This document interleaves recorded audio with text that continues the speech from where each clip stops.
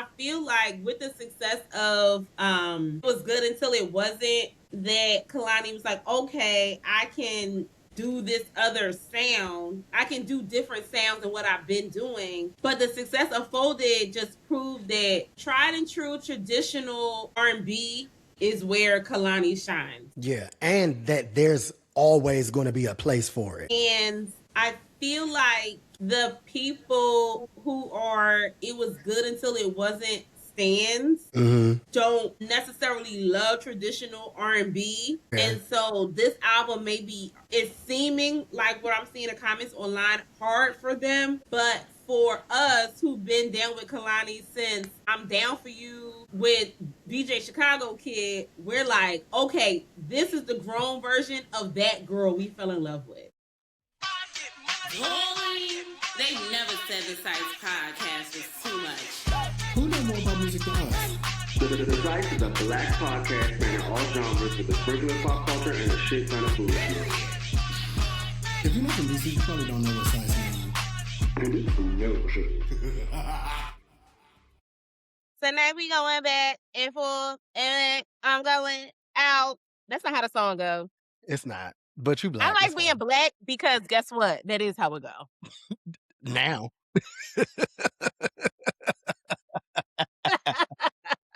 When you black, the song go how you say it go. Who gonna fight you? I'm grown. I'm not a teen. I knew you Tell was them, gonna say. Missy. Actual recording is higher quality. You see, we already on 10. Welcome to another episode of this craziness. It's the Psyce podcast. I'm Muse. That's Steph. And the lighting is lighting. Wow. Yeah, I'm actually not trying to move because when I move, the light is shifts. I'm just going to sit like this. She's so Michaela Cole. Cheekbones of thee. I'm screaming. What else is going on? New wig, new year, new you. You know, this is actually a reworked wig. I used to wear her like a closure with no hair out, but I put sister behind my hairline so y'all can see the gray because she's grown. She's not a teen. Sister behind the gray is wearing me. Like, I'm actually tired of talking to Stephanie. We need to reschedule. I get it because we've been on each other's nerves all day. All week. And when I say on each other's nerves, me and Muse don't be fussing, but we just be laughing at everything since like 9 o'clock this morning. Like everything been funny. My family been having Muse in tears all week, and it's Wednesday. And it's Wednesday. The family is funny though. Queens of comedy. I don't get it. Love my family. Yeah, I can't relate to the dogs that don't see it. People really I having a love tough my time, family. And though. my little cousin called me the cool cousin. Please. Oh yeah. You can't tell me nothing now. They think I'm the cool cousin and the rich cousin, and I'd be like, well, they need to pay me a little bit more. Oh, I ain't get the rich cousin yet, and I like that for me because what? Like, like what? Like what? Like what? Like what? I wish I was back at the Cardi show. No shade. No, the clips that have continued to resurface, I'm still mad I ain't go. Yeah, you played actually. I mean, I did have a night where I watched it in full, the DC location. It's on YouTube. Oh, speaking of, y'all, we do have 2 tickets for A$AP Rocky in Philadelphia, June 4th. If you would like to purchase a ticket, I'm selling it for a friend. 2 tickets, 100 section. We are selling for what we paid, which was $125 a piece. And that's a good deal, I think, to be in the 100s. Serious inquiries only. Yeah, serious inquiries only. But we are working to sell because they go on a different day. And the people want their money back. It's fine. And listen, because the people say they're not buying 2 tickets and then weighing. They say I need to get my coin back from the 1 ticket and then buy the new ticket.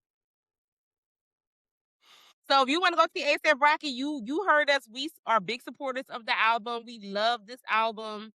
So my hands is dry. So oh my God. You know, if you believe in us and you trust us, that it was a great album and it will be a great tour, DM to purchase these tickets from my friend. Right. Look, tap that email, theslicepod@gmail.com. It's on all platforms. Yeah. I don't want to Spin laugh that this shit. whole time. Spin that shit. Spin that shit. Spin that shit. First of all, okay. A lot has been happening. Just go where? Do you live? I do. She said,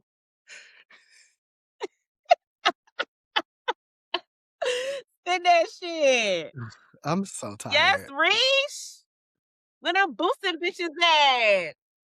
So, okay, I know this is public because it's on the internet, but if you see me outside, I don't like that song. If you see me in the street, shawty, you don't know me. Now, it just clicked. I didn't get it the first time or the second time. It clicked this morning. You seen her and Nene down doing the skits for the video. No, I fell out with Carisha real bad during the Puffy trial. Like, I have nothing nice to say about her since Puffy trial. But I was like, let me see if my hate for her is why I don't like the song. And it actually was, I didn't like the performance of it a couple times. But then I just listened to it today. Mhm. And yeah, it's a vibe. She just sounded a fool performing it. I recently tweeted that it's too much going on in the world for me to like Carisha and JT's solo music. I don't need to feel dumber, but I could see why people like that song. I wouldn't know a thing about JT solo music. I don't like it. Oh, I haven't heard a peep, but the OK with Jeezy. Is it called OK? Whatever. Oh, I used to be down bad, but now a bitch. Okay, I did like that. But all her I'm So Deep and Different Dolce songs, I'd be like, all right. I don't really have words. It's fine. Pretty girls. Spinach. Pretty girl, ask them do they smoke, ask them what do they know, ask them can we go. Yeah, sunshine is in the air. You know who? Only DC people and Mexican men sing that hard.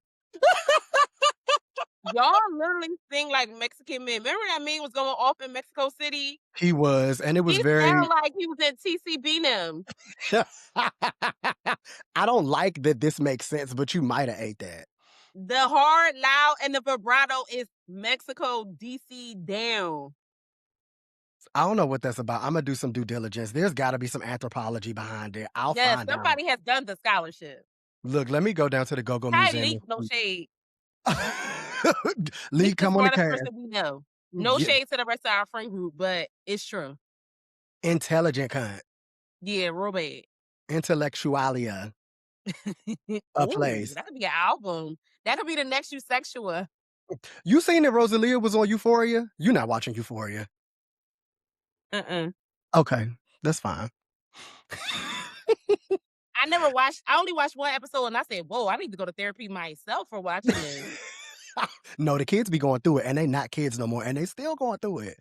He done made all of the women on the show sex workers in their own right. It don't make sense. Sam Levinson will pay for his crimes in a specific way.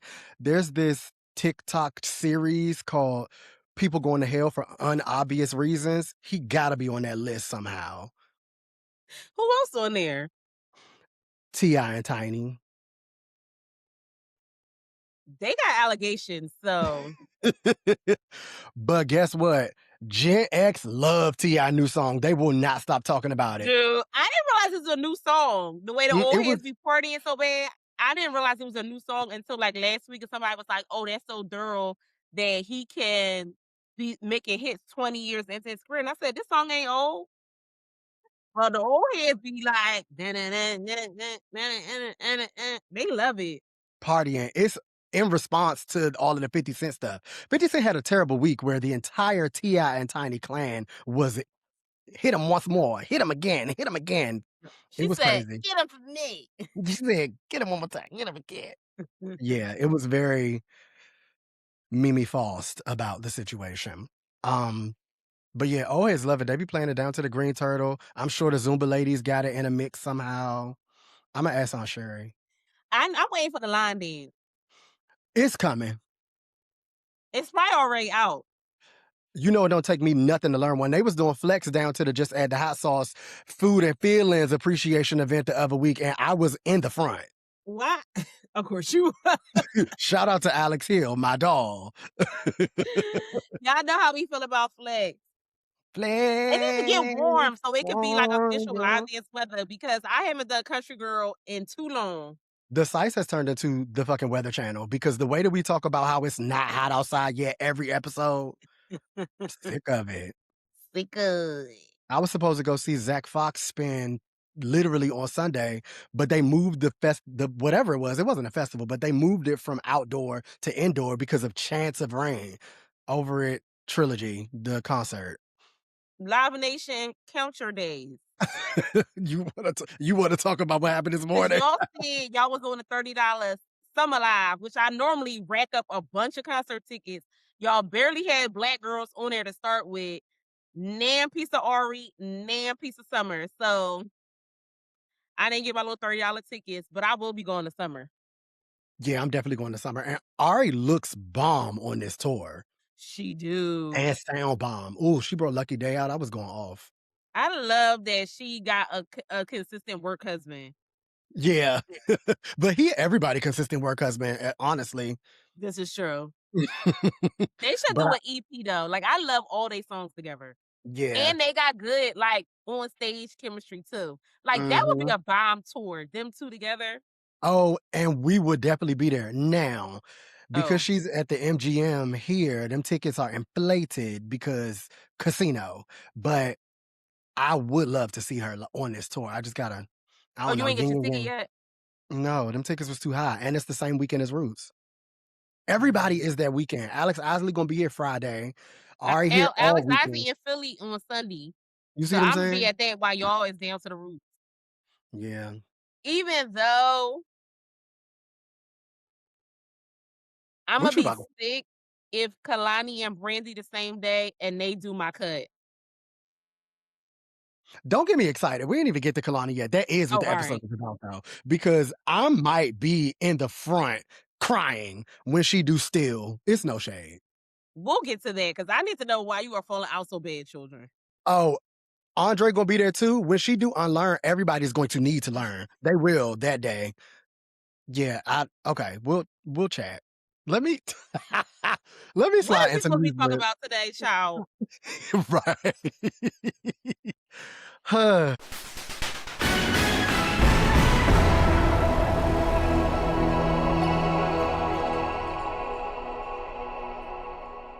A lot is going on in the world of music, but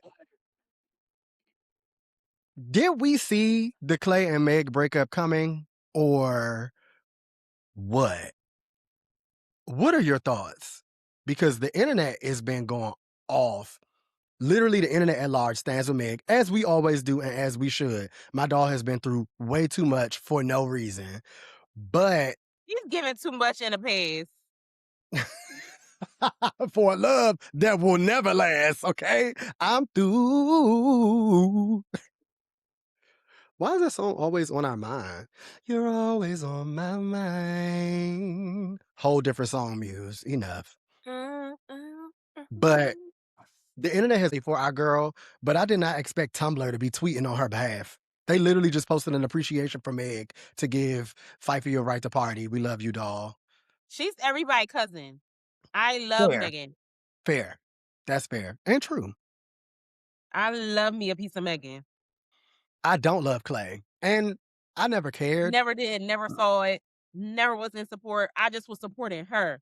Oh. You get it? I do. I think that's how a lot of people felt, but I didn't know that that's how everybody felt. I thought people genuinely liked them together. Funny how the tables I don't like turn. couples content in general. Like something about couples content give cheese and corn. Cheese ball la creme. So I wasn't loving the couple's content, but to me, he seemed corny. And I was like, well, maybe it'll work in the Sierra Russell kind of way. Okay. But Russell was already had good bones and got fine with Sierra. Clay still looked like he did before.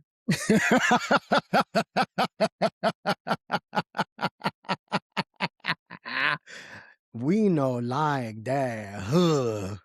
Yeah. I don't know. I was also just happy to see her happy. I want the best That's for where my I was doll. at with it. I was like, I just like seeing Megan with a smile on her face and somebody being nice to her, because Yeah. so many people have played in her face, and I feel like Megan really don't got nobody in this world. Mm-mm. Like, no parents, she an only child, no grandma.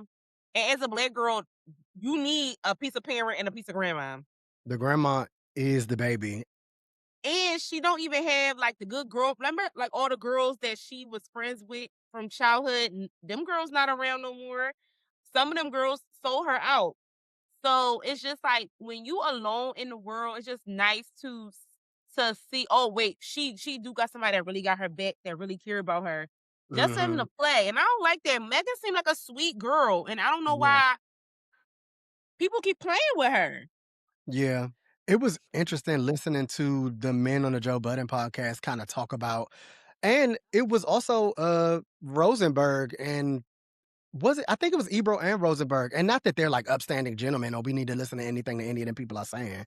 Hi, Ebro, though, you are still fine to me. I just listening to them kind of equate Clay's status and occupation and net worth and all of that with us should have known better than to think I would leave, but us should have knowing or should have had it in our mind that he had the hose.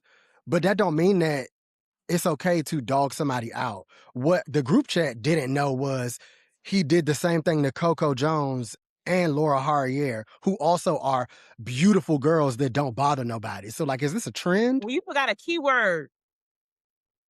Black.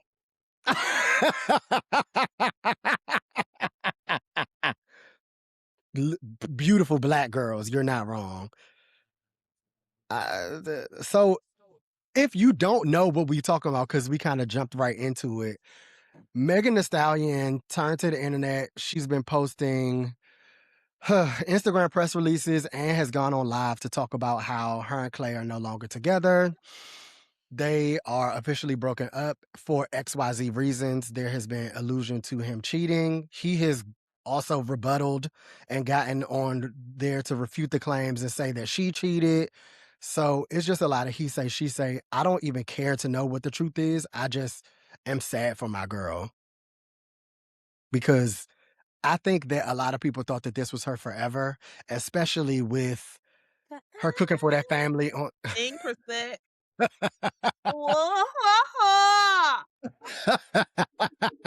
She said a couple of them too, not just Look, one, but a couple of forevers. a That was a good song. couple. Yeah, Chrisette Michelle catalog was nice, even though Trump happened to her. But whatever. It's a sad state of affairs, and I hope that what I can say I want for Meg now, and what I think that she probably has owed herself before in the past, is just some time alone for real. Like, I want Meg to go on vacation, disconnect from the internet and anybody that got her number, relax, relate, release, woosah, and recenter. Like, all of the healing journey shit that the wellness dolls be talking about, that might need to be your MO for a second, because it's just a constant cycle of mess. And I don't believe that it's her fault or she's cursed or anything like that. I just think she needs to get to a place of self-worth in a way that none of this shit will keep happening. Yeah, she need to take a break from the men. Yeah. And that don't mean go start dyking like Portia. But I don't know. You know how you got that friend that's always in something? Like, they just cannot be single. They always in a relationship. They always in a situationship. But they got engaged. Shit, they done meeting the parents and all of that shit. And I'm just like, y'all got to start taking y'all time. And this isn't even just about Meg. This is how I feel all the In time. general. Yeah. I think that there is power in, like, taking a breather in between serious relationships and or just serious feelings when it comes to dating, love, romance, all of that. Kehlani said something about that on the album, and we will bring that up. Yeah. I just need some time to recover. One after another. Oh. I'm not ready. I'm not ready. This album is so good, I'm not ready. Huh. I need to stop moving my hands unless I'm gonna put some lotion on. You know, I got the Aesop hand cream down to the bathroom anytime you need when you come over, doll. Your hands don't be ashy, though. No, I got a thick turmeric thing. But you know what it is? You know, because it still want to be winter outside, when you wash your hands, it just dries so whatever. It gives snap, crackle, pop. Like, this little corner, why do black men always struggle with that corner? You gotta get up. I be washing my hands like, I wash my hands like it's the beginning of COVID still. And then I also do that with the moisturizer after. It be giving, I'm a nurse now, a CNA. Come on, Muse, a CNA.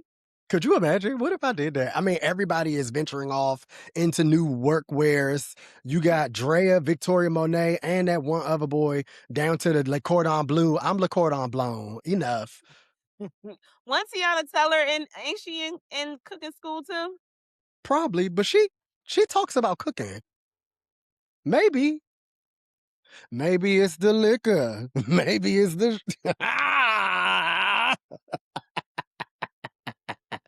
don't know Sing the what song. it is. Baby, it's the liquor. Maybe not. We're gonna get to the clip. We're gonna get to the clips. Listen, push, turrets. You on the docket today, sweet face.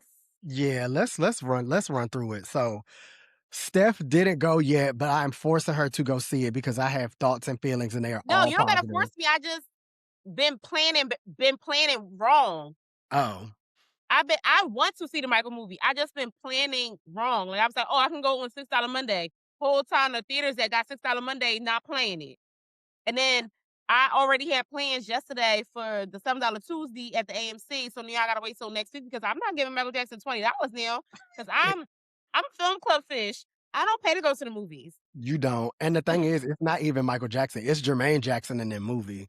But and that don't bother me. Shout out to Jermaine, the Prince of Beijing. Something is wrong with that, but I just want to be respectful out of the Black Doll baby. But I can't wait to see it, and I don't care what none of the critics say. I know I'm gonna love it. Okay, so if you haven't gathered, we're talking about the Michael biopic. It's biopic, everybody. It's not biopic. Stop saying that. So we're talking about the Michael biopic. Now, I am a Prince daughtress. Like I'm more Prince than I am Michael, but I can't take nothing from Michael. And this movie goes to show that he is the king of pop for a reason. Where do I even start? Because this movie was good. I think that, first of all, Jafar is a star. I really hope that nephew of Michael Jackson does not get pigeonholed into any subsequent typecasting or anything like that from this movie. His depiction of his uncle was phenomenal. It's almost scary how sometimes you can't tell that it's not Michael. The mannerisms, the gestures, the dance moves, the inflections, the intonation in his voice, the childlike wonder, he just captured it so masterfully that I wasn't expecting to love the movie as much as I did. So I got the chance to go to a screening the Monday that it was coming out, and I had no expectations, right? Like I didn't go in thinking yay or nay about anything. I was just like, I'm gonna go see it and see what it gives. Give them the awards now. Like I knew that the directors and writers and the people behind the scenes were all top tier because it's done by the same people who did Bohemian Rhapsody for Queen, which was another biopic that I love. And I knew that Jermaine was helming it, and that was like kind of controversial within the family. So there's some stuff I'll get to about what we actually did get to see. But as a millennial that grew up with the American Dream movie and not really loving that movie as much as the rest of African America, this movie ate. Hashtag to me. Every time I find out that Muse don't love American Dream, I take it personal. So Baby, baby, baby, baby. Because that is foundational text. that's what everybody thinks except for me. And I think that being born in the year that I was born, I didn't feel that like Michael and you'll see this in the movie because they chronicle it in a great way. Michael Jackson was already Michael Jackson when I was born. I personally didn't feel the need as a little boy to go back and listen to him as a little boy. I was in awe so much of him as the star he was at the time. I didn't really care. And then when I got old enough to like kind of care, it was too young sounding of music for me to care. So the history behind him and the lore and the family drama and all of that stuff was kind of scandalous and a little hurtful enough for me to be like, I don't need to watch that over and over and over again. Like Joe Jackson has scared me since I was young. Angela Bassett said, "Go to bed, Joseph. Go to bed." Big Bassett ate that. Angela Bassett, what don't she eat? True. I think that Joe Jackson has single-handedly given niggas more nightmares than Candyman. He's a scary individual. And what he took that family through ruined a lot of them in a very traumatic and long-lasting way. Like people think that the surgical procedures and the cosmetic journeys that a lot of the Jacksons have gone on were just because like it's something wrong with them. But like Joe Jackson instilled that in a lot of them because he was the unattractive one. That family was gorgeous from birth, aside from Joe. I ain't say nothing wrong. I didn't. He I didn't scared know who you me. was gonna say, and so I was gonna be gagged either way.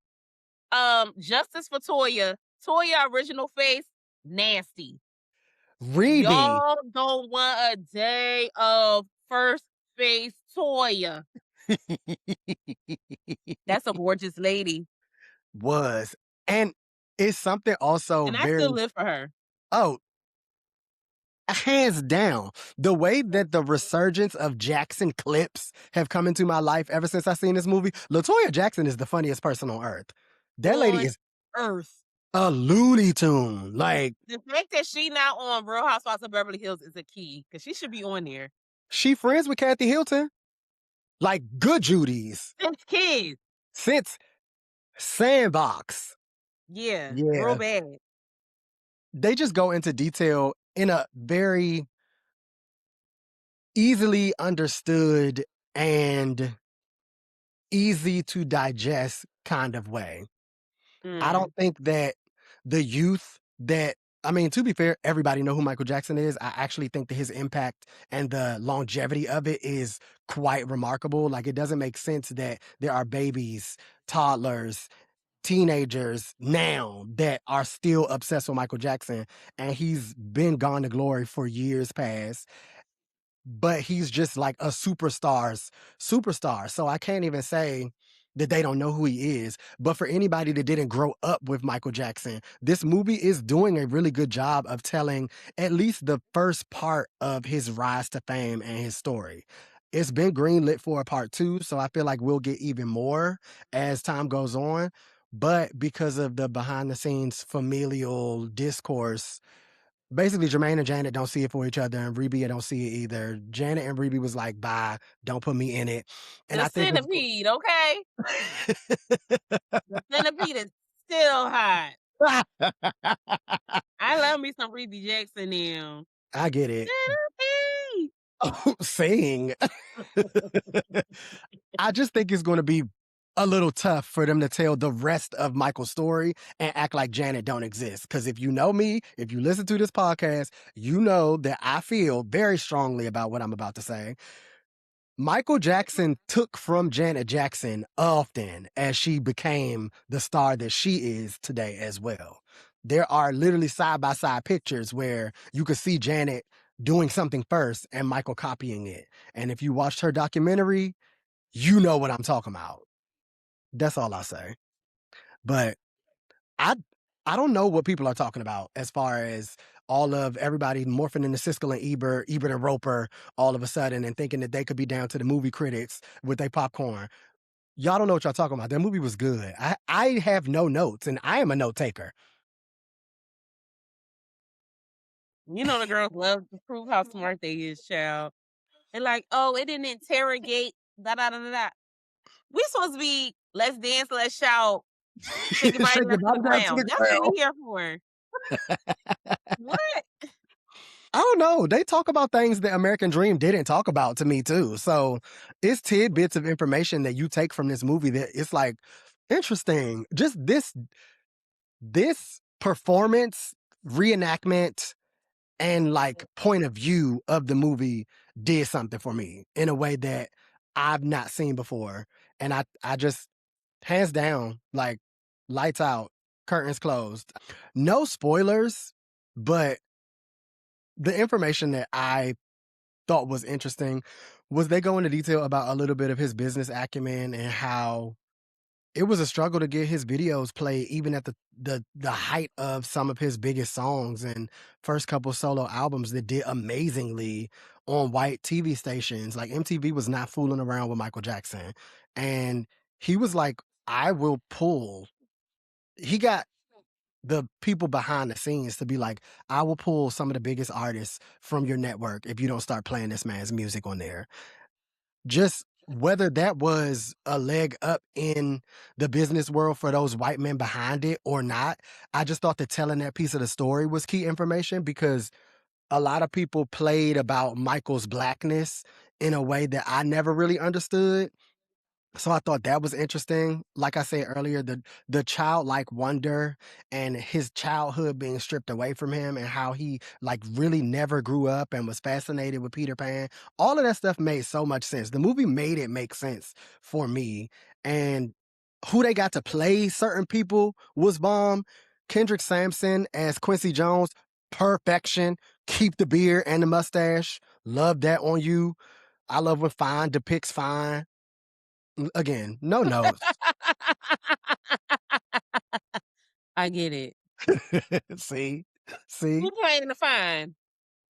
You didn't watch Insecure, but one of the stars from Insecure plays Quincy Jones. I'll send you a picture offline. Or you could just look up Kendrick Sampson, but yeah. Oh, that's the green-eyed light-skinned man. But him as Quincy, do something else, because I ain't look at him this way before the movie. Come on, you said never felt this way about love, okay? Never felt this way about love, and it feels so good. Alicia Keys, I will always love you for that remake. You ate that.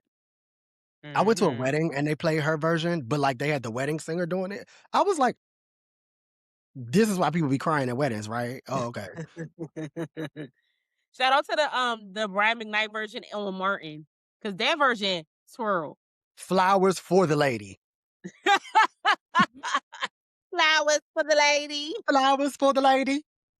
Gina was like, Martin, does this mean what I think? Yeah, bitch. Flowers for the lady. I'm crying. But he owed her that because that, damn, will you marry me? Are you happy now? Was not the way to do it, Mart. He had to call up the big dogs, and Brian McKnight used to be a big dog. He was. Used to. Sing LaToya Luckett. I shouldn't have got Steph started. Okay. We never gonna get through these hot topics. Y'all go listen to that song and tell me who invented beat changes in the middle of the R&B song.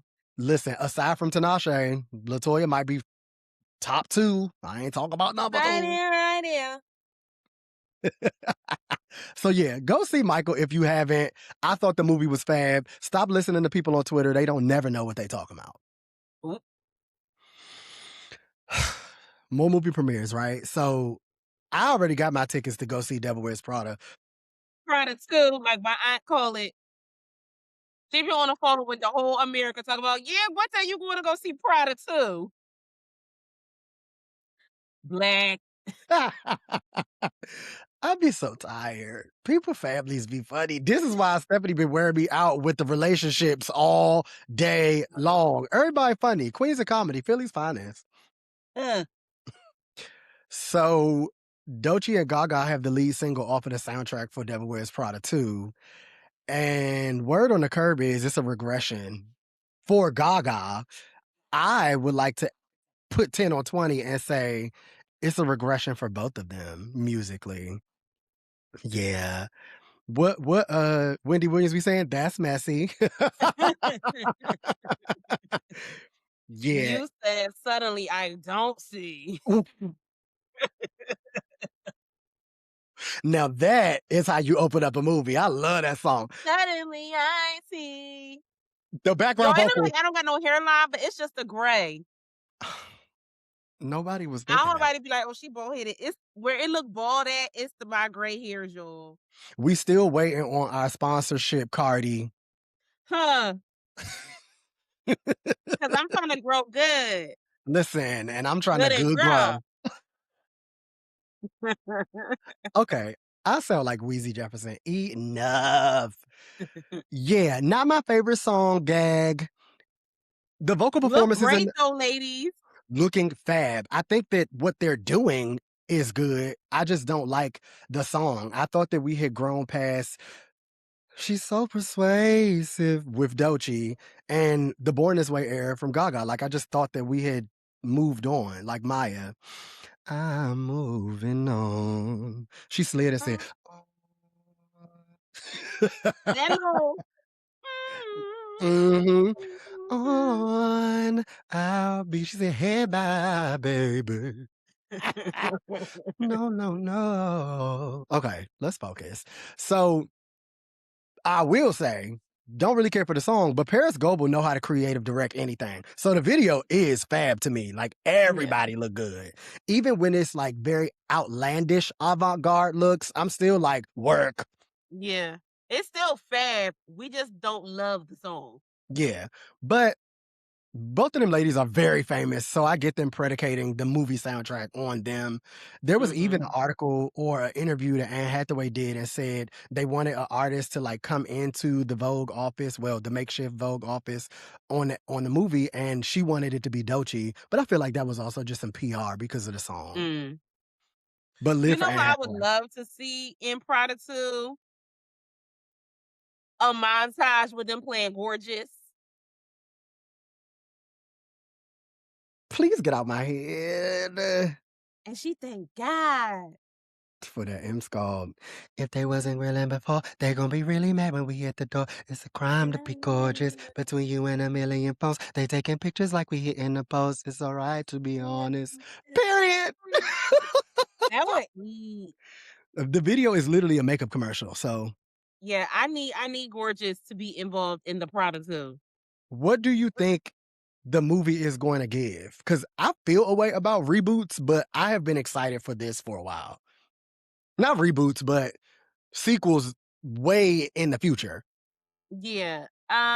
You know, I'm a little scared because Oh, don't be scared. was it the third Sex and the City movie was like ridiculous? They only got 2. What was the one where they was in Saudi Arabia going off? The second one. They was in Mexico with diarrhea in the second one, I thought. That was the first one. Oh, you right. Okay, the second Sex in the City, I didn't love it. Really? Nostalgia let me nostalgia will make me watch it multiple times in my lifetime, but I didn't love it. So I am a little scared, but I think the nostalgia is gonna carry us through irregardlessly. Shout out to Alice Walker, who said it is a word. It's probably in the dictionary now. You know they be putting whatever they want in there. AAVE and such. I don't know. I'm not really nervous, but I get what you're saying. I also didn't have an issue with Sex and the City 2. Sex and the City, the movie, the first one was good, but the show is still Mother. And honestly, that reboot is daughter. Like, it was also fab. So I liked it just like that. The ending though kind of like was then the ending the show is too iconic for the ending that we got. I agree with that. And I also, Especially because I enjoy it just like that. yeah, I thought that it was a great show. There were things in season 1 that I was just like, we could have did without, but I understood them trying to be all They inclusive didn't want to from a, get in trouble by y'all fussing on the internet. yeah. So I love Nicole Ari Parker's role. I didn't necessarily need Che at all. And then I am not a spin the block set, so I just didn't like that Aiden came back into the fold on the like tail end of the show and then still Just to did the play. fool. Right. Still got on my fucking nerves. Boy. Wow. I went off. Muse gonna be really mad.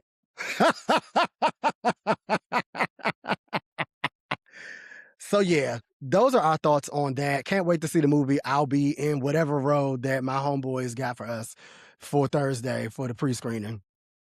Thank you. So lots coming up this week from a movie and soundtrack perspective. We wanted to keep the hot topics a little short, so Muse ain't got no more news today. And with that, Even though it was damn near an hour. let's take a break.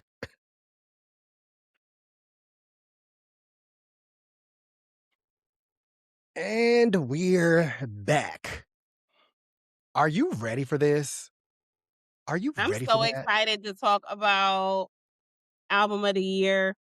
Period. Work Jesse Spano. I'm so excited too. I'm so excited. I don't know where to even start. So we would like to do a deep dive analysis, appreciation for Kehlani's most recent album. This self-titled joint got the whole world in its hands right now. She's We got are the lost in the whole- tsunami that is Kehlani, okay? Ain't She that what Wayne said? did. In an ode to A. Marie with one eye, if you will. Wow. Another lover. Yeah. The one another loving away. Ah. So on the tails of Folded, we've seen Kehlani kind of do this philosophical kind of expose on what she feels about R&B, and we've agreed with it all. So the album as a follow-up is just a testament to the power of the genre, I think. And I just want to first talk about like our overall thoughts of the project, like sound, body, and mind, because it is kind of excellent. Wow. I would say it's her best work, and we've been Kehlani fans from the beginning. Yeah.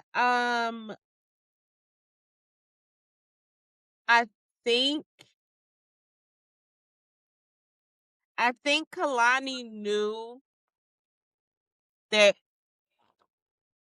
Crash wasn't it. A hit. See what I did Oh, there? you think Crash album was a hit? No, I don't. I think she thinks that it was not a hit.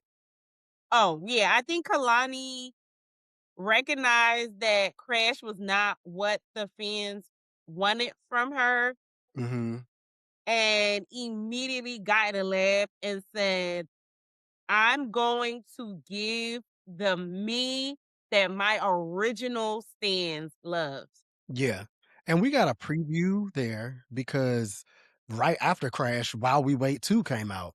So she was already working towards this, I think. And I feel like with the success of It Was Good Until It Wasn't, that Kalani was like, okay, I can do different sounds than what I've been doing. But the success of Folded just proved that tried and true traditional R&B is where Kalani shines. Yeah. And that there's always going to be a place for it. And I feel like the people who are It Was Good Until It Wasn't stands Mm-hmm. don't necessarily love traditional R&B. Fair. And so this album maybe is seeming like what I'm seeing in the comments online hard for them, but for grown version of that girl we fell in love with. Yep. Because I think there's sprinklings of the newer style songs in the R&B world from Kehlani, but this is how I met her. Like this appreciation, this or traditional R&B was raw. I think that everybody is rocking with it. But I have seen people like kind of compare and contrast with other songs in her discography or other albums and projects in her discography. But then I think back to all of what I like and who don't like it, and it kind of also makes sense. Like I live for Blue Water Road, and a lot of people don't, and I didn't know that until later. Like it wasn't until After Hours came out that I was like, "Oh, y'all didn't like the other stuff. Interesting." Meanwhile, it was the everything for us. It was the everything for me. Y'all know we went to that tour and we went through it at that tour because Oh, everybody wanted to be passing out and dying and all that kind of carrying on at the show. And Kalani ended the show early, but yeah, I think that this is just people who like trap R&B. If you yeah, like trap R&B, this is not going to translate. yeah, And there's nothing wrong with trap and B. Like we like some trap and B songs too. But I know for me, I didn't love It Was Good Until It Wasn't because it just didn't feel authentic to Kalani to me. yeah. But I think to your point, with the success of that, she kind of fell into the wave of that sound. And on the opposite end, I think that I know a lot of people who don't get into a lot of the newer girls. Like that's just how it is. Meanwhile, I'm giving all of the dolls a chance and I find a reason to like something about everybody that's new. And Kehlani not being new, but her falling into the gap, a commercial, of like whisper artists and like people having that conversation about music. I don't think that she ever got lost, but her name would come up where it didn't belong to me. Mm-hmm. And I think that album and even the success of Gangsta on the soundtrack to that Birds of Prey movie, just stuff like that definitely shifted her path. And she always gave me peaks and valleys of what I know and love from her. And I didn't dislike any of the other stuff.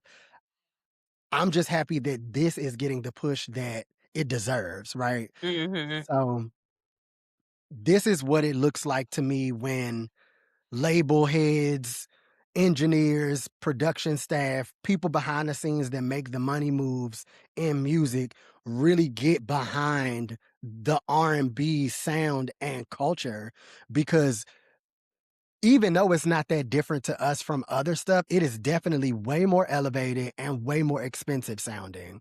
And that, I think, sets it apart enough for it to be new for Kehlani for a lot of people. Mm-hmm. It's so good. I It's shouldn't so already, good. before summer, be talking about its album of the year. It ain't even hot yet. We say that every episode. Yeah, it's never gonna be hot, I don't think, at this point. But yeah, Kalani.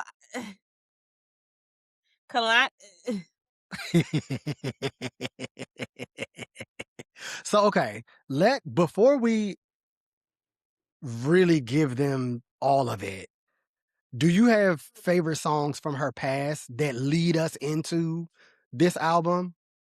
Oh yeah. To me, I clocked how much she wanted to be Brandy's daughter and submitted herself as Brandy's daughter on the Sweet Sexy Savage song. I knew it. What's the song? And you just keep on taking me back, and I don't know why you do. I'm no Uh-huh. good to you, and you just like she sounds just like Brandy Rihanna Norwood. Yep. It's crazy. I was like, oh, she loves Brandy. Down. She loves, She like, loves and Brandy. I love that you can hear that in any artist because I stand Brandy, but in the artists that really Kehlani does something when she talks about Brandy's vocals that is way more scientific of a conversation than I think that we've ever gotten outside of our group chat. Mm. If y'all don't know, we have a group chat that's literally about Brandy and Monica. So Don't judge us. It's fine. It's pretty normal to us. I don't know how y'all feel.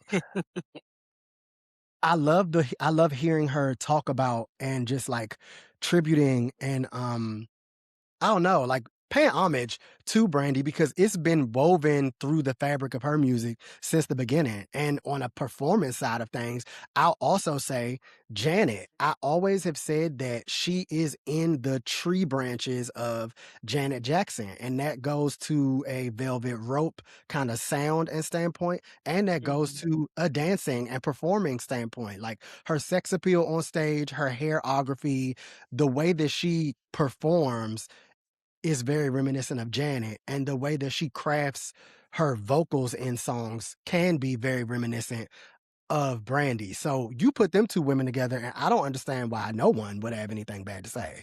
But people always gonna do something to get on my damn nerves. I want to say one other song too, because you've been talking about Unlearn so much, and Unlearn has been twirling you so bad. It's a And song. Unlearn, I think, is like the growth song to Not Used to It. Ooh, I'm with you when you're right. To me, Not Used to It is one of Kehlani's best songs, and to me, one of the best R&B songs that nobody knows. That song is so real for so many people. And more people should know that song is this, for sure. We should make this a post on the socials because like should I even I can't even talk about what the song is about because it might trigger the girls. Yeah. But it is a song that I think for anybody who grew up, you know, like she says in her song, like, I grew up in a family where everybody was a single woman in my family and there was like no men around. So like, I don't even know how to receive the love that you're giving me because I've never seen it in my life. It gets deep on the side of Kehlani. That song is deep. She said, typical story of an Oakland girl. That's the first line of the song, y'all. She said, I'd never seen a man have a real plan. She said all the kids was raised by their grandma. I'm telling you, the song is crazy. And I think it lends to Unlearn. Perfectly. And I'll unleash why I love Unlearn when we get to the track by track. But I go back to Cloud 19 often with Kehlani. Like that very first mixtape in like 2014 that had F With You, I feel like was her first single ever that I had ever gotten to like to put a face to the name. So that's on there. As I Am is on there. Getaway, which was one of my favorite Kehlani songs when she was like a wee lad. Like this is little girl Kehlani. And I was like, who is this lady? Like, what is happening? Come on, little girl Lani. Right. Like then before we even get to Sweet Sexy Savage, she had You Should Be Here, which Justice for niggas, I don't care. Justice for niggas, justice for The Letter, justice for Jealous. Don't nobody got a bad Jealous song. Where's Beyonce? Oh, I'm jealous. And I feel like with the success of It Was Good Until It Wasn't, that Kehlani was like, okay, I can do this other sound. I can do different sounds than what I've been doing. But the success of Folded just proved that tried and true traditional R&B is where Kehlani shines. Yeah, and that there's always going to be a place for it. And I feel like the people who are It Was Good Until It Wasn't stands don't necessarily love traditional R&B. And so this album maybe is seeming like what I'm seeing in the comments online hard for them, but for us who've been down with Kehlani since I'm Down For You with BJ Chicago Kid, we're like, okay, this is the grown version of that girl we fell in love with. And I feel like with the success of It Was Good Until It Wasn't, that Kehlani was like, okay, I can do this other sound. I can do different sounds than what I've been doing. But the success of Folded just proved that tried and true traditional R&B is where Kehlani shines. Yeah, and that there's always going to be a place for it. And I feel like the people who are it was good until it wasn't stands don't necessarily love traditional R&B. Yeah. And so this album maybe is seeming like what I'm seeing in comments online hard for them, but for us who've been down with Kehlani since I'm Down For You with BJ Chicago Kid, we're like, okay, this is the grown version of that girl we fell in love with. It's hits on here, Down For You, Unconditional. Like, I think that this. Oh, Unconditional. Don't nobody got a bad song called Unconditional either, Tinashe. I was just about to say, Nash. Let's talk about the best version of Unconditional. But the question that I asked you, what songs kind of lead to this? Footsteps with her featuring Music Soul Child. Like, what is everybody talking about? Yeah. We're gonna have to make y'all a playlist. Yeah. I'm not even going to. I've definitely had a stand session on this podcast about that song before. But while we wait, like the first mixtape of this series, yeah, and then I think you just have to, if you pay attention to what's going on and see who's friends and who brought who through, Kehlani is kind of the reason that we have Destin Conrad. And Destin Conrad is R&B down. Like, he's not, you can't mistake him for anything else. Same with Isaiah Haran. If he didn't do background vocals on Unfolded, I would have never known who that little boy was. And he sing better than everybody to me. So I think that she is kind of building the R&B Avengers of the next kind of wave. So when Brandy was like, Kehlani is the future of R&B. Even though Kehlani not new, I understood what she meant because she's putting it in the forefront in a way that even though we have other R&B girls, they just might not discuss it. I would say Summer might be in the same wave, like the way that she loves R&B and it's on her tongue all the time. But yeah, we've been here, Lani. That's all. Yeah, have. And not coming up off her. I mean, Wow. I it was good until it wasn't. I had pooched a little bit, but I did stick around for Open Passionate, and I did stick around for Take Me Out and I Hate the Club. And the song with Hits. Lucky Day. Hits. When he's not there. Ooh. Okay. Because me and Mark Madden basically had church to While We Wait too. So Kehlani can't do no wrong for me.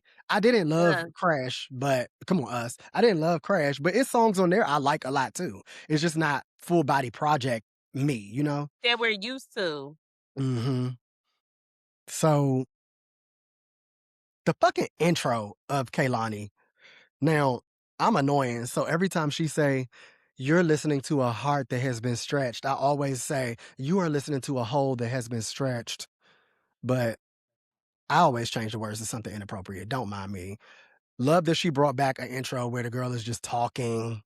Like, people don't even do that. LMA, Lucky Day of it all. Right. LMA is another one. I will give it to her from like an R&B perspective. She talks in the way I would say Kehlani has been, but her last project didn't do nothing for me. So like it was nice, but after Heart of a Woman, you gotta come real hard because Heart of a Woman is one of the best R&B albums of all time. I don't care what, I will fight to the end of the earth to say that LMA's Heart of a Woman is one of the best R&B albums of our time. We had a whole episode about that too. So yeah. Anytime we do a whole episode about an album, you know that it's giving, oh, they really like this. Love. Another lover. Don't want no lover. No one no way. Make me care about Lil Wayne, Lani. Bring back Rich Harrison, Lani. That is something that I have to make a point to say. Unearthing Rich Harrison, the power that Kehlani seems to have all of a sudden, because they came out the woodworks to work on this project. Are you crazy? Yeah. Rich Harrison is A. Marie everything, crazy in love, rich girl who y'all slept on them, but whatever. Like, yeah. And it's that the symbols, like, it's something that I'm gonna never not be able to get over when it comes to Rich Harrison production, just because I'm from DC.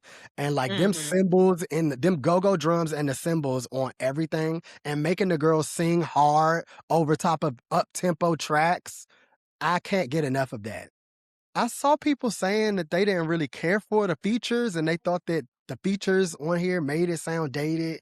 But then I realized, oh, I just don't trust y'all musical opinion anyway. So let me talk to staff. I was a little concerned when I saw so many features, but because I know like a lot of people have like issue with like SWV Lose Control album. No, Release Some Tension album, because it's like every Feature, single feature, song has a feature. feature. Yeah. So I was like, oh, well, I don't mind that on the album, but I understand where people are coming from. But the features don't feel heavy-handed, if that makes sense. Wraps the feature artists in their own type of music as well. Like, she don't take nobody out of their element in a way that is jarring. I feel like even though it's a beat that you might not have usually heard. No, that's not even true, because Rich No, because Harrison. everybody that's on a feature, it sounds like their solo song. Exactly. That's literally what I'm saying. And I Like feel Lil like Wayne will rap on Another Lover beat. just like Clips that. will rap on No Such Thing beat. Yeah. And we still at track 1, but something else that I love about the album is you can tell where she pulled inspiration from, but it still sounds fresh. It's not sample heavy. It's not like a direct pull of a song, but this might sound like this because it was inspired by, but it's a whole brand new twist on it. Whole give switch, all of that. And I love that, because Another Lover is definitely Why Don't We Fall in Love or Talking to Me or something off of A. Marie's first couple projects. But Kehlani don't sing like A. Marie. She don't write like A. Marie. So it's automatically different. The topic is different. You know, I love it. I really do love it. I also like quietly stan Lil Wayne features. So I He want to, don't miss for real. yeah. I might not want to hear a whole album, but the features are never bad. The features are never bad. I don't know what's going on with him from a political leaning standpoint currently or a dreadlock leaning standpoint currently, but I do love him on a feature, especially with an R&B girl. Mm-hmm. Then we slide into No Such Thing. Can I tell you, No Such Thing has been my go-to since the album dropped. I stayed up till midnight, y'all. I stayed up till midnight. I was struggling. I ran like 11:45. The eyes started getting heavy, and I said, "No, I am sticking to the plan." And I just keep coming back to No Such Thing. Keep coming to you, keep coming to you, and oh, sorry. We haven't said this out loud. I'm probably gonna say a lot of things we haven't said out loud.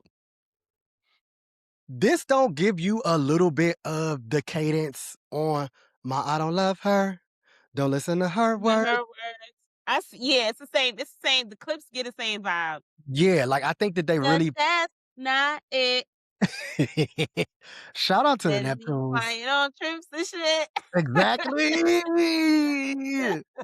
It's so many different like touch points I think that the album has.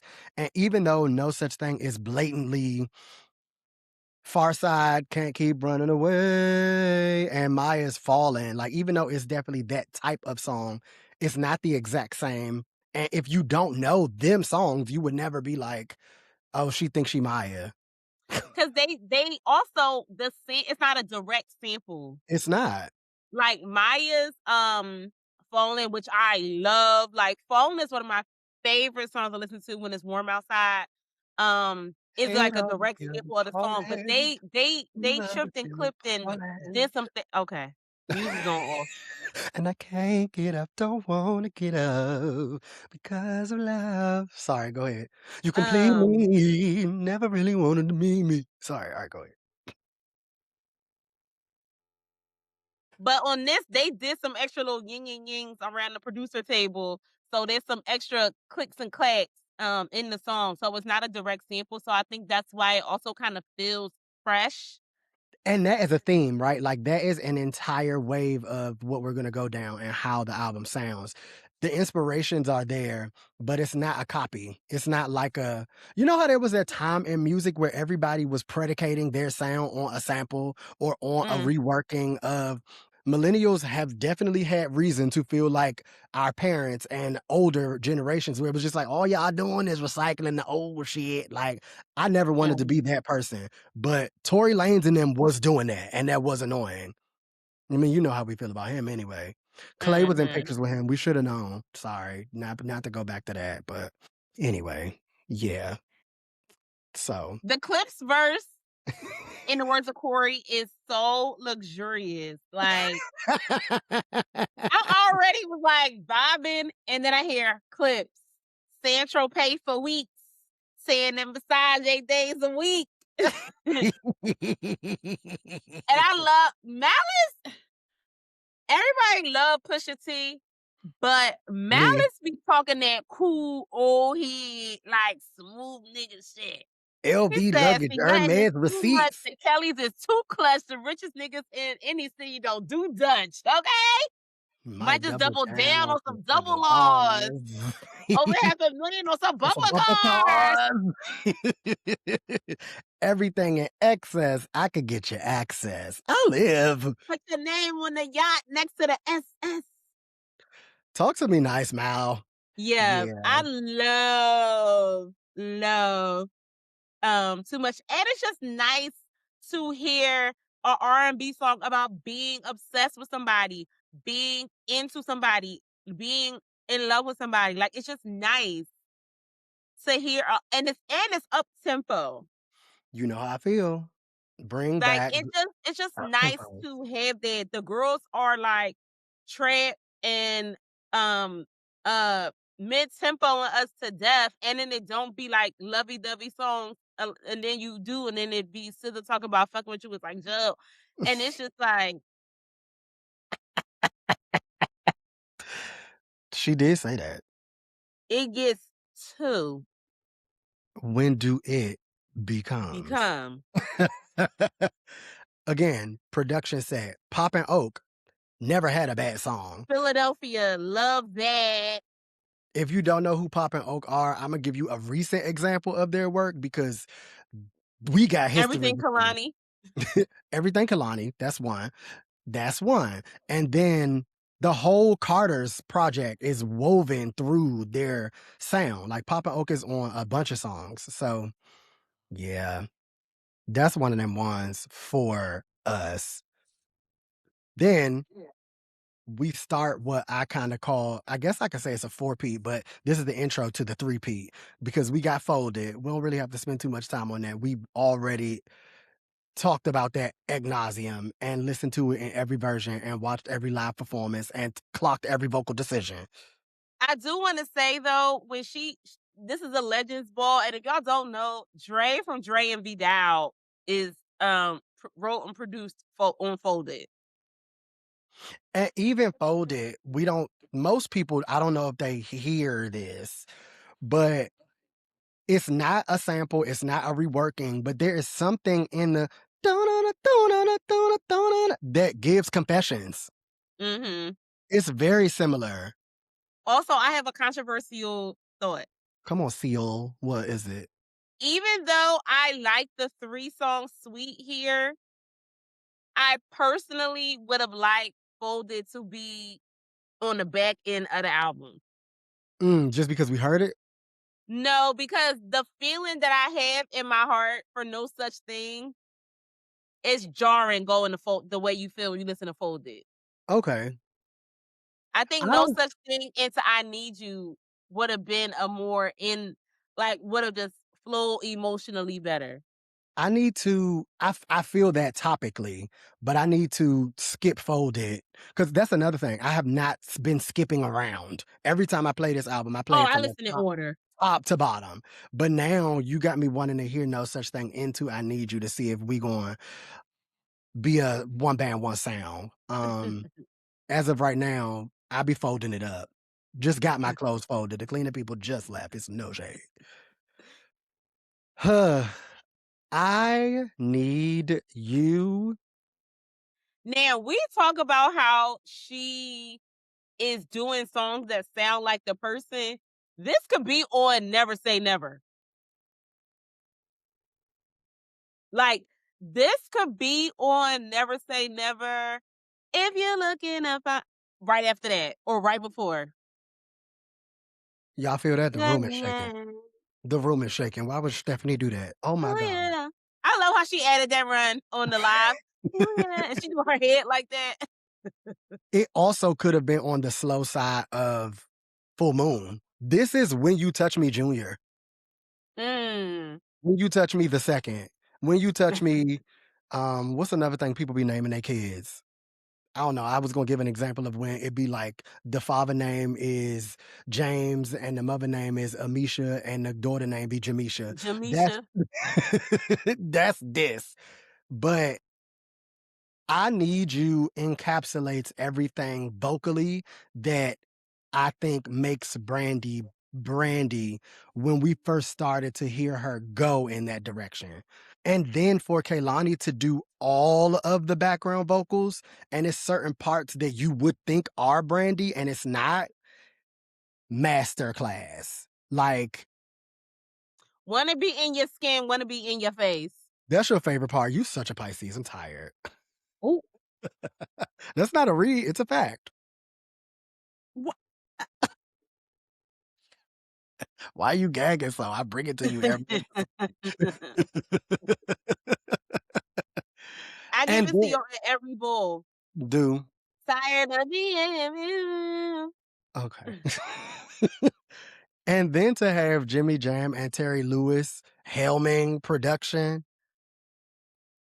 And Dixon is all up and through this whole album as well. Dixon is all up and through. And then we'll get to the fame that the podcast has had as of recent.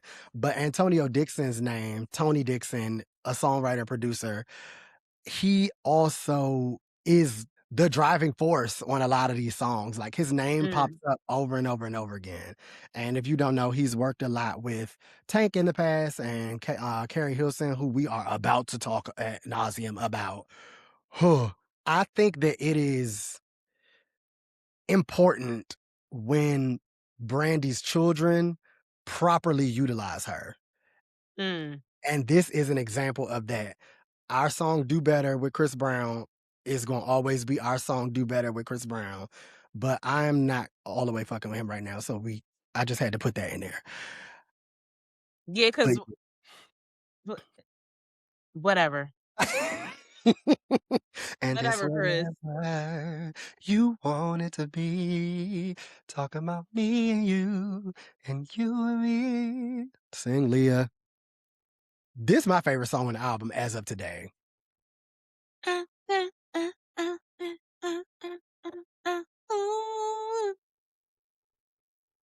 to the front, Jarrell Betts. And hold his hand, Carolyn Wilson. I kind of am gagged every time I play this song because say what you want, Carrie Hilson's first two albums are perfection in songwriting. Whether you like the second one as much as you like the first one, that's another conversation for another day. But that lady write her ass off and vocal arranges a song in a way that I personally wasn't really hearing before her. She even would do her runs a little sloppily to kind of have and that don't mean it sound bad. Shut up, Steph. That don't mean it sound bad, but she would do runs different than everyone else on that first album in specific. And for Kehlani's execution of this song, when I knew immediately listening to it that it was a Carrie Hilson and Tank song, is crazy to me. Like, it sounded like it was yanked from in a perfect world. Like, this could have went right after or before Make Love and into Tell Him the Truth. Thank you. Okay, let's go to the next song because now I'm about to rip this wig out of my head. I 'Cause do. hearing them 3 songs back to back is actually an issue. You see what I'm saying? I'm about to make a playlist. It's no Sade. I also want to give it up for whoever that is on the guitar on this song because, Mhm. excuse me, bitch, the fuck is going on now?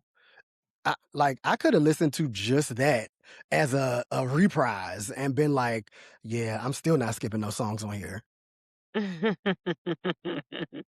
Same kind of roundup of people on the production and the writing team here, but with the addition of Carrie Hilson and Tank. This is my favorite song. And I knew it was going to be when she previewed it on Instagram in that red lit room and it was just her nose down and she was mouthing the words. I was like, no, what the fuck is this about to be? Then what else is going on? Here we go again.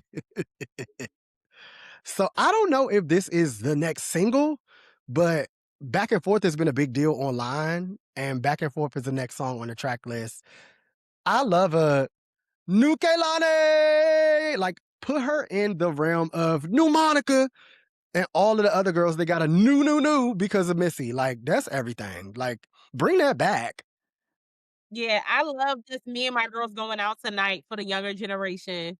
It's giving. Come on, Find the Hughes. It's really giving that, like, Me and My Girls Are Going Out Tonight is ghetto. That is a song. Faith Evans knew what she was doing on Going Out. But it's also like the flip of Ain't Nothing Out There For Me. She's like, no, girl, I'm not going back and forth with you. I am going outside. I'm going out. Like, I'm going out. I don't know where you're going, but I'll be out. She said, I'll be back when you wake up. Meaning all night long, love. Yeah. I'll bring a breakfast platter. You see that they're competition? You see that they're choir? You see that they're competition? They're out. They're And so am I. out. And so am I. Actually. Dog needed to step outside. Get out the house. I get it. I love Back and Forth. And I was saying on the cast that it reminds me of, it has the same energy, look and feel of Doja Cat and Eve's Tonight. Dude. Like, I wish we had some real DJs in America that would play both of them songs at the function. I hope. Like, imagine going out and they play Faith Going Out, Tonight, Doja and Eve, and Back and Forth, Kehlani and Missy. That is cute girl miniskirt music. There's a sneak in there, but yeah, you're not wrong. If I heard Me and My Girls going out tonight at a function, I'm sitting down. That is Aunt Dot. You was like, Me and My Girls Going Out Tonight. Y'all know Muse will be the first one on the dance floor. Y'all already know he gonna be in there. I don't know, Steph. I don't know. Things do get a little too on over here. I got to calm it down. But you see the vision of the three songs, though. Like, it makes sense. Like, I wish we had some real DJs out here. I knew you was going to say it again. Stephanie is going to keep that foot on your necks, disc jockeys. She's not playing. One day, I'm just going to throw an aux party, and I'm just going to play whatever the fuck I want to hear, and y'all going to have to dance. Y'all going to have to dance. It's funny. Come over here. Let's dance. I'm going to be cracking a whip like, dance. Not you, Ronnie from Players Club, getting all the white niggas together in the room. All eyes on the DJ booth. All eyes on the aux cord is an episode title. We'll chat offline. Because that could go a bunch of different ways. Don't give it to her. Oh. Right, because I'm going to play Iconica and Tinashe the whole time. Them girls gonna leave. We don't. And guess what? I'm gonna be right on the dance floor by myself twirling. I don't want that to be as funny as it is. But Missy is another one that could do no wrong. Like, I have always and forever loved Missy Elliott. I think that she is just she continues to be a new voice to me. Like every time that I get a feature, every time she come out with something, I still be liking it, whether the rest of the world do. So I just thought that this was a cute resurgence for her. I like that song with her and Flo. Like I expected nothing but what this is. And when Kehlani was previewing it, I was like, oh, I see what you're trying to do. I see exactly what you're trying to do. I see what type of party this is. And I'm attending. I sure am. Yeah. I'm crying at, yeah, I'm going out, I'm not a teen, or whatever she say. I actually don't like that part, but He said, "You wearing that? Yeah, I'm grown. I'm not a teen." That's like us laughing at Missy saying that is like Megan when she was laughing at Carisha when Carisha like, why would said she say whatever. that? Why would she? Why would she say that? That? I do want to know. I would like to sit Missy down. Come on the cast so we can ask you what that line was about, Misdemeanor. And then we go into Shoulda Never featuring Usher. It's an Usher song. It would have been on 8701. Well, I don't really see that one like y'all do, but it could have been on there. I only know the singles, for real. People love 8701. Maybe it's not just Dre. I didn't make that up. People love 8701. I'm not people. You remind me of a girl as well. But yeah, the singles was bomb off of that. I would rather put this on. Damn, how do I want to say this without being mean? I love Usher just as much as the rest of African America, but I don't think that he's had a perfect album since Confessions. So I'm just going to put it on Confessions to be safe.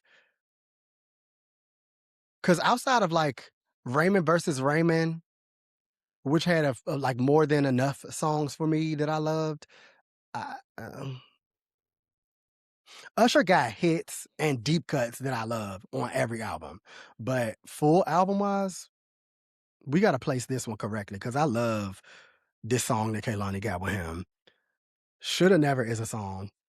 What's the call it is in the credits, Babyface, but I don't know if it's because of a sample situation or what. He's listed as a producer along with Christopher Riddick Tynes. Christopher Riddick Tynes is all over the discography and this album in specific. Randomly, Emanike helped write this.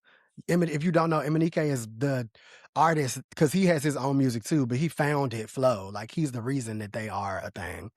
But yeah, it's Kehlani, Usher, Babyface, Christopher Riddick Tynes. Wait. The Flow Girls' names is on there, but I was seeing some back and forth online where some people were like, Flow did write on it, and the other people were like, no, the Flow Girls cleared it up that they didn't write on it. So I don't know. I haven't seen any of that just yet. Oh, I saw that because the Flow stands somehow are like in my timeline. I love that for you in a little bit because they need stands. I love that for them. I just like audibly and visually and in real time gagged when I saw Georgia Douglas, Renee Downer, and Stella Charisma on this here credit listing because I didn't know that they were in the room. I want to come in the room. I want to turn it. Wow. What we got next? So after Shoulda Never is You Got It. I love You Got It.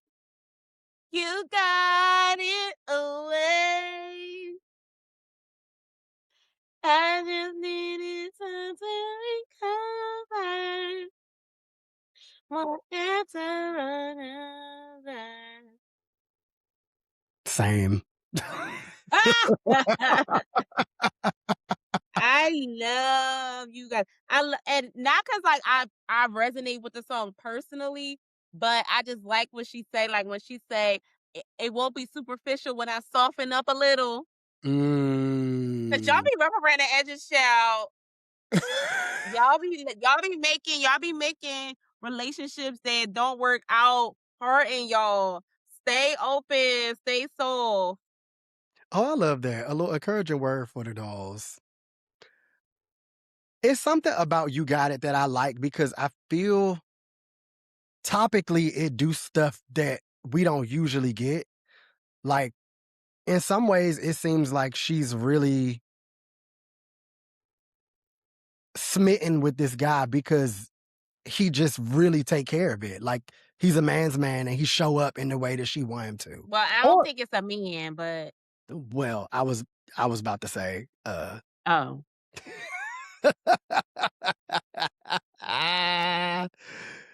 This could be about K1 for all we know. So yeah, you're not wrong. Yeah. Same. Again, same. I like that. I like that Kehlani date people that look like her. Me, you know I love like that. the narcissism of it.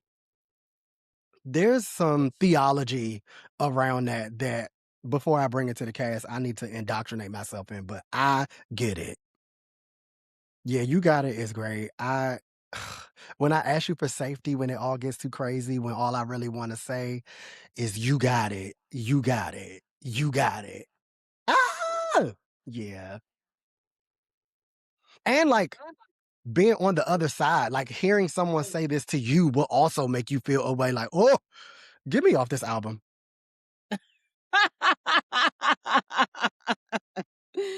Get me off this album is funny. Because it do go both ways. Kehlani get it from like a relate, like, cause it's, you know, the gay be intermingling.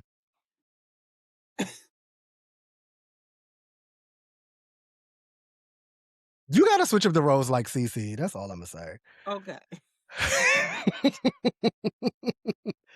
Now, I don't know if y'all love this song as much as me and Mark Madden do. Wait, no, I love this song. Out the Window is a problem for me, and it was when it was a single. I like the And see, video. I Everything. hated when it was a single just because, you know, I just had other things going on in my ear that I just wasn't in a place to receive. But I love the video, the R&B in the phone booth, dancing in the rain. I love, and the opening line being, "Who knew the silent treatment would be so fucking loud?" She ate that. Who knew the silent treatment be so fucking loud? Yeah. Because sometimes it do give, oh, we really not talking shit. It's the accountability for me in the song. Even though we know what we know about Kehlani, I do love when women get behind the mic and own up to stuff. Like, I think that it's a lot of, in male R&B, I'm sorry, baby, I want you back. But it do something when the women flip that switch a little bit, because that's the state of relationships, right? Like, it's a give and it's a take, and like, it's not always on one person. So hearing that from her, because usually I'm very much so, the woman is right. Fuck these niggas. Like, that's where I come from. I'm a feminist. But hearing her soften up and kind of step up to the plate of, no, I know I did it. It's something heartwarming about that, to even just have that capacity in you musically and in a real relationship. Because usually it be the men. Like, when she said, out the window in the rain, now you think you are Marion, who I think that I am? This is great. Out the Window is a problem. I love that song. It bump in the car in context of the album. Like, yeah, let me, again, moving right along. Okay, this is a heavy contender for my second favorite currently. Still is a song to me. Do you get It's a understand? what Muse? A song. Listen, you know, it's always going to be something with Camford. It's always going to be something with Dixon. So the fact they both worked on this, yeah. And without it being one of the songs that's a feature that kind of envelops itself in the sound of that person, but still through the lens of Kehlani, I can hear this on a Dixon project. Like, it's something about the cadence of the lyrics on top of, it's like the beat and the cadence are not quite the same at all, but it still works. And that's something that Dixon does really, really good on his projects. I'd be like, now, how did you think of this melody over top of this type of production or this instrument change or whatever? But yeah, My Body Knows I Love You. Still. I'll let your body decide. See, she said, I'll let your body decide. And she said, actually, my body made a decision. Okay. and what do we call that? A breakthrough. Okay. Thank you. Thank you. Both. Thank you. I love that. Wrap it all around. Make it full circle. Listen, Listen, snake she in the said, let tail, me full Lani. circle you real quick, babe. She said, actually, what MC Deborah say? But she was like, I ain't with all that faggot shit. Actually, you know what? I think I might. Shout out to MC Dub. The lifeblood of this podcast. Wow. Now, I have to make a confession here. These are my. Though I love the entire album, after Still, I swirl right back to Another Lover. I'm not going to hold you. Damn, it's like 5 songs left. 6. Yeah, but it's not that I don't like the songs. There's not no skips on this album.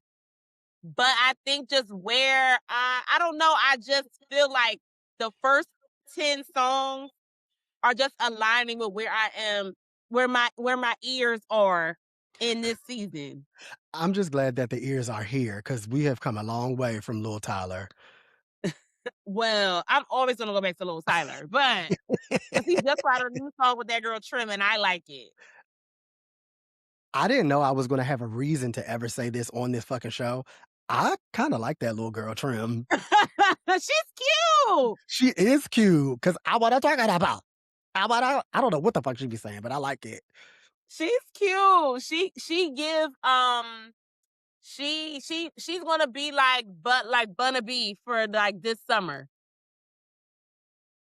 I want Bunna B to come back and also be Bunna B this summer, but we'll see. I love Bunna B. I'm with you, dude. I'm like Bunna B. Okay. Well, I do have a few more call outs, but I don't want to stand alone. I can still speak to the song. I'm just saying, I just wanted to confess that the first 10 is just so potent that I'll be like, oh my God, I gotta listen to Another Lover. Like immediately, like I can't wait for the song. I'm crying. I need to get back to Another Lover immediately. It's you feeding for the song, like, oh, okay, I just need more Another Love in my life. Like no, like Another Lover and No Such Thing. I like, you know that meme of Lois and she's sitting at the table and the medication bottle is over here. And it's got That's a sign me with them 2 songs. I'll be like shaking it, itching the whole rest of the album because I'm like, I gotta get back to them songs now. Please don't give me no ideas. I will draft that up in Canva and put it right on the podcast because that is funny to me. That is hilarious. So I like Call Me Back a lot, right? I kind of love anytime that T-Pain is on a feature. Go Girl Supremacy, right? I would have loved it even more if there was a way that Call Me Back could have been a more like a lovers and friends type of song with Lil Jon and T-Pain on there. Tell me again. Like slower? Yeah. Oh, interesting. Yeah. But I mean, I also like that whole Nappy Boy Radio kind of theme that she went with for this song, because if you haven't been paying attention to like how she crafted this album, it really is showcasing the heart of music in 2004. Like it's very much so early 2000s rehashing without sounding old. Like, and that type of music, especially with his rise to fame, was exactly what we were listening to. Like, and then right after him, it was The Dream. So I'm surprised she didn't have him on here too, but whatever. I'd be at odds with him. He got a new song coming out that I am going to like though, and that's going to blow me. But In Love with a Stripper, like all of that, like rodeo-y kind of R&B that whatever he was doing, it sounds just like that, and I like that. I like that. Do it again. Then Pocket. I love Kehlani and Cardi's friendship. Me too. It's so cute to me. It is. Kehlani. I love how she say her name. I know that they're gonna go off to this song when she go on tour. Mm-hmm. Them dancers are about to let the stage have it. I already know. Mm-hmm. It's something about this song that give me choreography. And I always like them type of songs. But I really like Cardi's verse on it too. Their musical friendship and friendship outside of it, it just seems fun. Mm-hmm. And I like that she references folded in her verse. Because bring Mhm. it back around. It is a circle. Like it's literally clothes spinning around their heads in the folded video. Everything is cyclical, y'all. It's a circle. That's why I don't feel no kind of way about this song or this album sounded like what I was listening to when I was in high school, but new because it's a circle. What old people always say, ain't nothing new under the sun. Under the sun. I used to hate when they said that, but I get it now. You know, Look, you had to get maturity. grown. Ain't that what they say? Live a little longer. Ain't that what the Cause old heads say? yeah, it ain't. Y'all just started wearing hair and pants again, and I was doing that in 2006. It's fine. Lights On is one of my favorite songs on here. I love Lights On. Make me care about what's his name? Big Small Sean? Sean. Oh, Verse in 2026. I still don't care about Big Sean. It didn't make me do that. But No, I don't care about him, but normally I wouldn't even let a song play if it got Sean on it. oh, But I let you cut his verse off? I didn't cut his verse off. No, I don't hate it that bad. I don't hate Big Sean, and I actually like his verse, but I don't go up for Big Sean like a lot of people do. Like a lot of people really Oh no, like Sean. I don't see Sean. But I'm You don't see saying him with like Banox, honey. this song does not bother me. Like I enjoy the song. So Yeah. I'm just like, Lani, I like if you ask me in 2026 if I wanted to hear a verse from Big Sean or Lil Wayne, I'm gonna say no. But Mm, on this album, I'm gonna listen to give it both here. songs Yeah. with On no loop. issue. Yeah. This is definitely Is one what of I'm my trying to favorites. say. No, I get it. That makes sense. Because I don't think that you would expect to need anything new from them like currently, and especially not in pairing with Kehlani, but they make it work in a way that I love because I Mm-hmm. be pressed when this song come on. Like it is my shit. I also am annoying and used to have Already Know by 112 on my Black Planet page, and this song is that for me. So tonight's the night, girl. Yes. That was it.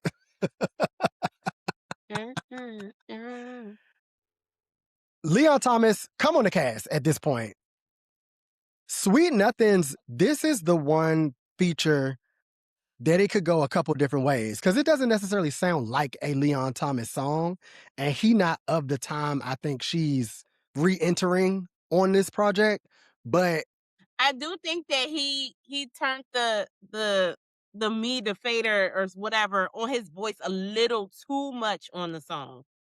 oh, explain. Like his voice sound a little mechanic Mm. on the song. Like I don't know how to describe it, but it's not it I don't know. To each his own, dog. I mean, I get And he also try to fit every run in the world into every single word.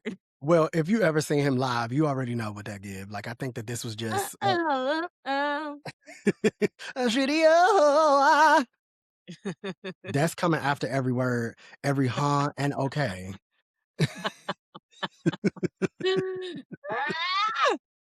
Apparently, this is technically like a remix or a reworking of a song Kehlani did a demo for called Sweet Nothings that I've never heard, but I will be doing my due diligence because I'm sure it's on SoundCloud somewhere. Mm-hmm. But I just love continuing to see Dixon's name. Like, cut the check. Dixon needs more. Come on the cast. Yeah. That could have Because went I need about 30 minutes to talk to him about his duet with Tinashe. Tinashe. Yeah.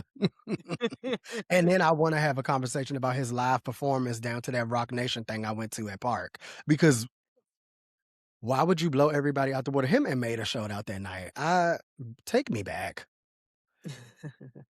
But much of the same on the production side here. We got Christopher Riddick-Tynes and Dixon both in the backgrounds. Christopher Riddick-Tynes is also who I fell in love with on Unfolded. He's the second voice, aside from Isaiah Haran, down to the laundromat again. So I got nothing but time for this album. Where we going next? Cruise Control. A Muse song. That is a Muse song. I didn't want to say it. I didn't want to say it. I'm not gonna even. I feel like I've been going off this whole time. How you feel about Cruise Control? No, I love Cruise Control, but it is a you song. Like when sometimes when I listen to stuff, I'll be like, oh, I know what song Muse is gonna love. And this is definitely I was like, oh, this is the song that Muse is gonna love. She said things could get ugly if we speed this road. Listen. And in the background, they're like, if we speed this up. It was use my road dog when you wasn't hounding me for me.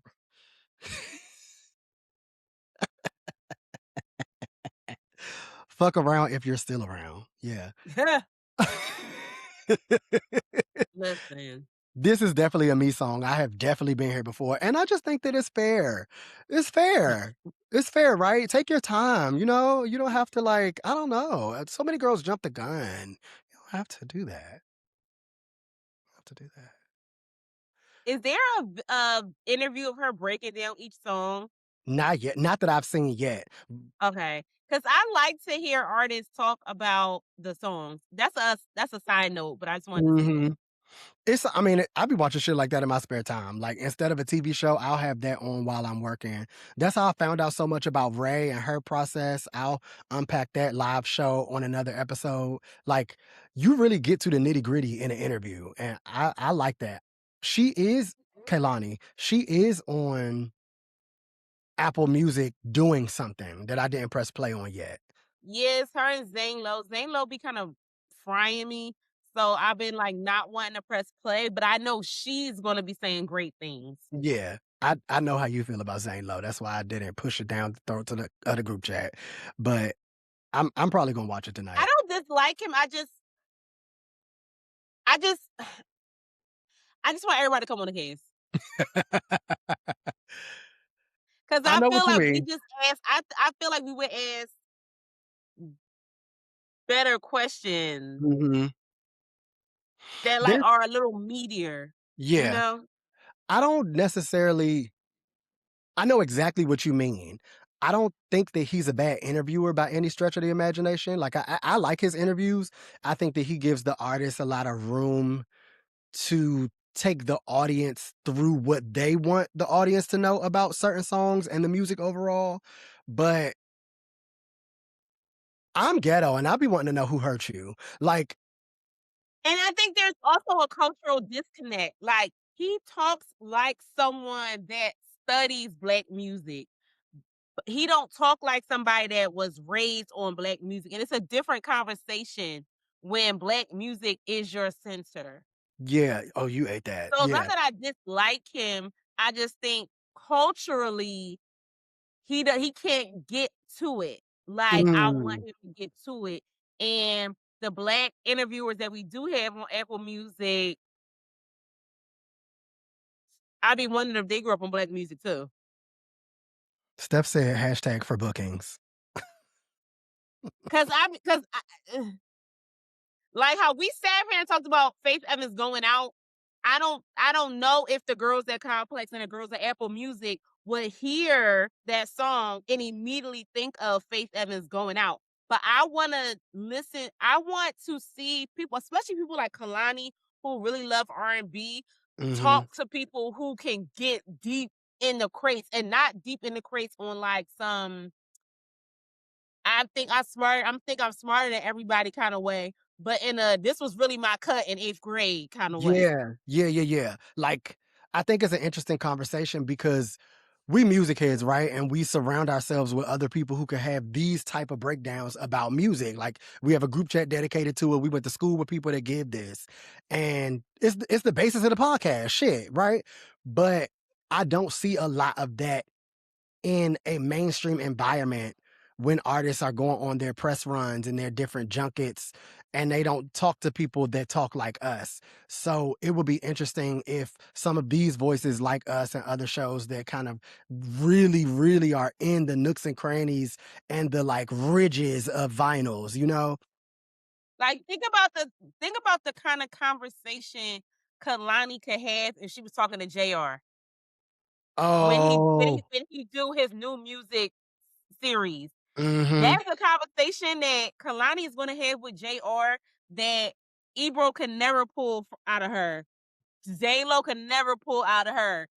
The light skinned girl on Apple Music can never pull out of her because JR is going to be like, you remind me of this Phyllis Hyman song, and Kehlani beat seems so deep in it that she'll be like, oh yeah, my grandma used to play that. And that'd be a whole, you know what I'm saying? It'll take you down a whole nother road in the convo. Yep. And I think that artists want to be having these kind of conversations that are real, like deep cut, ancestral, grandma on Saturdays cleaning type conversations. You know what I mean? Because that's where a lot of the inspiration for the new music comes from. And not only do they not get a chance to talk about it, but if you don't hear them say it, you wouldn't know that if you're not the type of person that grew up with that. So it adds a layer to the music when you know what they were thinking about when they were doing this. So like what drove you in the studio to even get to the point to sound like that? Or like what made you do this specific run? Or just all of that. Like there's only but so much intellectualizing you can do to art forms when it just is what it is. And I think a lot of the smart talk is great because we've all, you know, listened to the internet to tell us what therapy words are. And we like have all of this new language. But at the same time, you used to listen to Sade. Oh, yeah. So that's why, right. And I don't necessarily see a lot of that. So come on the cast, everybody, basically. And if you ain't going to us, go to R&B Raps. Mm-hmm. Yeah. Now, I don't want to get emotional, so I won't do too much on an unlearn, but Andre knows my heart. And we will be holding hands and weeping down to the next Kehlani stage near you. Thank you.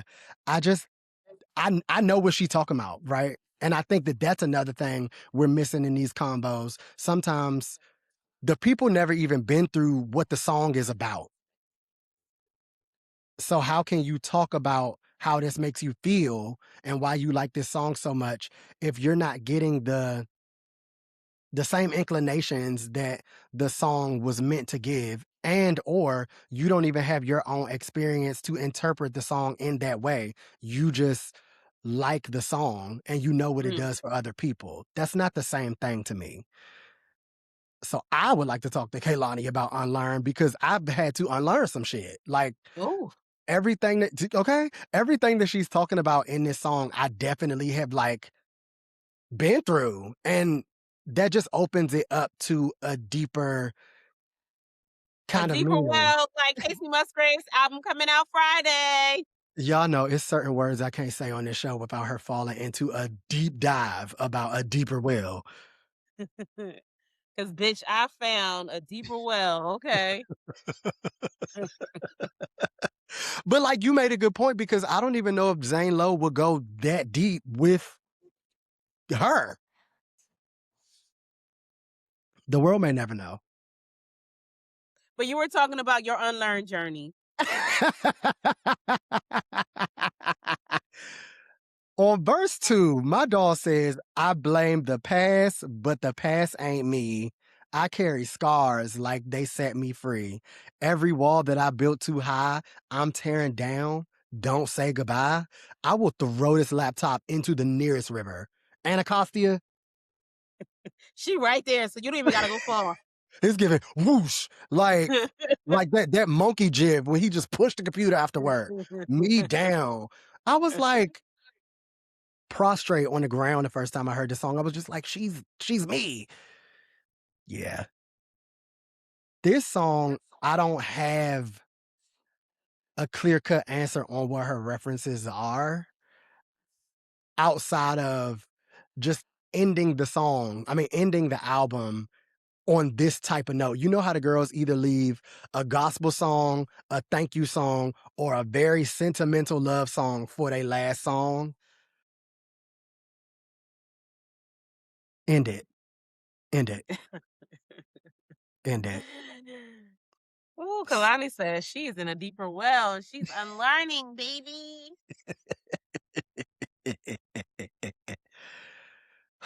Yeah, stellar project, Lon. I'm happy to hear, doll, that you are in your unlearning and healing journey. This is not new. It's just something I know I identify with in my life. Well, I mean, we haven't talked about it on the cast. Fair, because we wouldn't be telling nobody nothing. Right. And we also haven't offlined about it either. So, No, that's true. That's true. Yeah. Mm. Y'all know Muse hate a feeling, but be having every feeling. It's just not my brand. Like, y'all don't gotta know that. I will get through it on my own. It is fine. That's probably bad, but it's something that I do. I wasn't gonna say nothing, but yes, it is. But yeah, Kehlani, you did that. The Did That Award goes to Kehlani. Mm-hmm. I know we have other albums to listen to this year, or other albums to sit with this year, but just from where I am right now, Sister Parish got it. Now, Sister Parish really sound like somebody on the usher board. I don't like that. That is funny to me. Kehlani Parish, that is black. Real bad. It's black. And also, just going with the theme of ending out on a now playing note, there's other music that also has this same type of traditional R&B vibe that I feel like people might be missing out on. So I just wanted to call out a few of the girls, because Jalen Josie dropped a stellar project same day as Kehlani. Now, Kehlani has all of my attention, but I did, Rap Doja, but I did take a quick break so that I could get through Serial Romantic by Jalen Josie, and I love it. It's another introduction to the girls singing hard and R&B-ish over top of up tempos. I love that. There's some dance elements, and then when she slows it down, she really gets into it, and I like that a lot. There's a girl named Luna L who I just recently came across. I think her last full project came out last year, but she has a song AM/PM that I really been rocking with a lot. Been playing that over and over again, and her EP was called Wasting Away from last year, so check her out. Face of the Ebony Riley, once a model, now a singer. Her Beautiful Tragedy project is so good all the way through. Dylan Sinclair got a new song out called Squeeze that I like. I don't know if y'all knew this, but Janine from the mixtape, Janine and the mixtape, that girl, she just goes by Janine now. She got a single, she got a single out called Reset that I really like. And it's just so many more people are continuing to push music down our throats. And I know it's hard to keep up with all of it, but Kehlani ain't the only person that's like really shouting R&B from the mountaintops. Duran Bernard, Isaiah Falls, Destin, and got the Whimsy with an exclamation point, not Whimsy Deluxe, but Whimsy instead. They all have good music out right now, so definitely listen to Kehlani, but venture out and make sure you know that R&B ain't dead, like we've been saying since whenever this podcast got at least as famous as it is now. You Psyce in the fade, but I like that. You gotta speak things into existence, love. Do. So thank you for making us famous. Thanks for listening to the cast. And get up in our comment section and tell us your top 3 or top 5 from the new Kehlani album. And we'll see y'all soon. Yeah, y'all showed up and showed out when we put up that K1 post. Thank you, K1, for the encouraging words. We appreciate you too, love.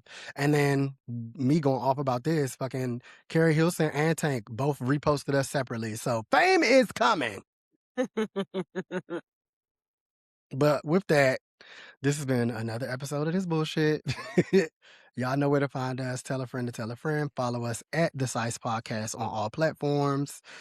I won't list them out. All means everywhere. See y'all on the flip. A show. Bye.